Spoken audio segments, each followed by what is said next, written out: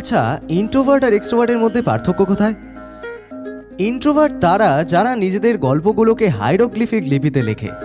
নিজেদের জীবনের রচনাগুলোকে এতটাই জটিল করে রাখে এরা, যাতে সহজে কেউ না জেনে ফেলতে পারে তাদের চোখের জলের পেছনে লুকিয়ে থাকা এই সমস্ত গল্পগুলোর মানে। এই লক্ষ লক্ষ মানুষের ভিড়ে এরা সত্যি নিজেদেরকে বড্ড একলা করে রেখে দেয়। সিরিয়াসলি, এরা নিজেদের গল্পগুলোকে হাইরোগ্লিফিক লিপিতে লেখে, সেটা আমার আপনার পড়ার কম্য নয়।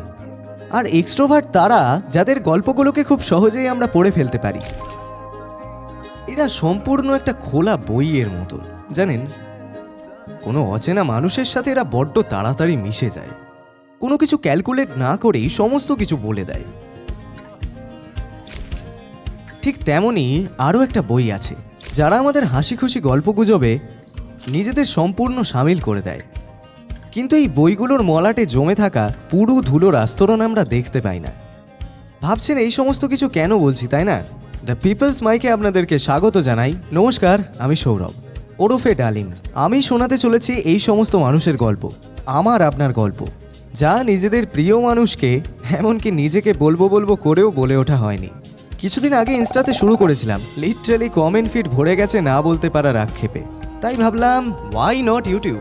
সঙ্গে থাকুন, stay tuned on People's Mic. আসছি খুব শিগগিরই আপনার গল্প নিয়ে, আপনার না বলতে পারার আক্ষেপ নিয়ে। সঙ্গে থাকুন, টাটা।